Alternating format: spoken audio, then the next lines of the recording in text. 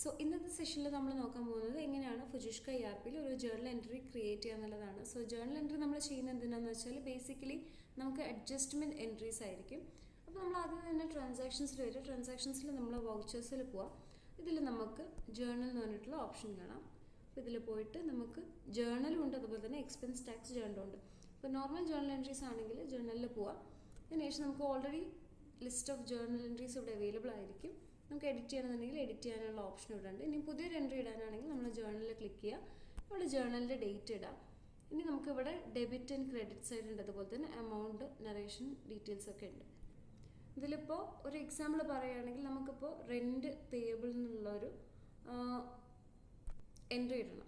So ഇതിൽ നമ്മൾ debit സൈഡിൽ വരുന്ന സമയത്ത് നമ്മൾ എന്താണെന്ന് വെച്ചാൽ ഇപ്പോൾ ഇമ്മീഡിയറ്റ് ആയിട്ട് ക്യാഷ് ഓർ ബാങ്കിനെ എഫക്റ്റ് ചെയ്യുന്നില്ല, നമുക്ക് ലേറ്റർ പേയ്മെൻറ്റ് ചെയ്യാനുള്ളതായിരിക്കും. സോ ഇതിൽ നമ്മൾ എന്ത് ചെയ്യണം, ഡെബിറ്റ് സൈഡിൽ നമ്മൾ റെൻറ്റ് എന്നുള്ള അക്കൗണ്ട് എടുക്കുക. അതിനുശേഷം ക്രെഡിറ്റ് സൈഡിൽ വരുന്ന സമയത്ത് റെൻറ്റ് പേയബിൾ എന്നുള്ള ഒരു ലെഡ്ജറും സെലക്ട് ചെയ്യുക. അതിനുശേഷം നമ്മളിവിടെ കറസ്പോണ്ടിങ് ആയിട്ടുള്ള എമൗണ്ട് എത്രയാണോ അത് നമ്മളിവിടെ നിന്ന് ആഡ് ചെയ്ത് കൊടുക്കുക. ഇനി നമ്മളിത് പ്രോഫിറ്റ് ആൻഡ് ലോസ് അക്കൗണ്ട് കാര്യങ്ങൾ എടുത്ത് നോക്കുന്ന സമയത്ത് നമുക്കത് കറക്റ്റ് ടാലി ആവണമെങ്കിൽ ഈ ഒരു അഡ്ജസ്റ്റ്മെൻറ്റ് എൻട്രീസ് നമ്മൾ പാസ് ചെയ്യണം.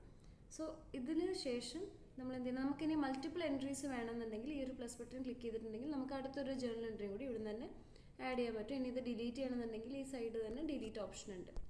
അതിനുശേഷം ഒന്ന് സബ്മിറ്റ് കൊടുത്തിട്ടുണ്ടെങ്കിൽ ഈ ഒരു ജേർണൽ എൻട്രി കംപ്ലീറ്റ് ആവും. ഇനി നമ്മൾ ഇതിൻ്റെ തന്നെ റിപ്പോർട്ട്സിൻ്റെ സെക്ഷനിൽ വരുന്ന സമയത്ത് നമ്മൾ റിപ്പോർട്ട്സിൽ പോവാം. ഇതിൽ അക്കൗണ്ട്സ് പറഞ്ഞിട്ടുള്ള സെക്ഷൻ നമുക്ക് കാണാം. നമ്മൾ താഴെ പോയിട്ടുണ്ടെങ്കിൽ നമുക്ക് ജേർണൽ റിപ്പോർട്ട്സ് പറഞ്ഞിട്ടുള്ള റിപ്പോർട്ടുണ്ട്. സോ ഇവിടെ നോക്കിയിട്ടുണ്ടെങ്കിൽ നമുക്ക് കംപ്ലീറ്റ് ആയിട്ടുള്ള ജേർണലിൻ്റെ ഡീറ്റെയിൽസും കാര്യങ്ങളും അവൈലബിൾ ആണ്. ഇനി നമുക്കിവിടെ ഫിൽറ്റർ ഓപ്ഷൻ ഉണ്ട്. അപ്പോൾ ഏതെങ്കിലും പെർട്ടിക്കുലർ ഡാറ്റ മാത്രം നിങ്ങൾക്ക് ഫിൽറ്റർ ചെയ്തെടുക്കണമെന്നുണ്ടെങ്കിൽ നമുക്ക് ഈ ഒരു ഫിൽറ്ററിൽ വെച്ചിട്ട് തന്നെ ഡാറ്റ ഫിൽറ്റർ ചെയ്തെടുക്കാൻ പറ്റും. സോ ഇത്രയാണ് നമുക്ക് ജേർണൽ അതുപോലെ തന്നെ അതിൻ്റെ റിപ്പോർട്ട്സ് സൈഡിൽ വരുമ്പോൾ പറയാനുള്ളത്.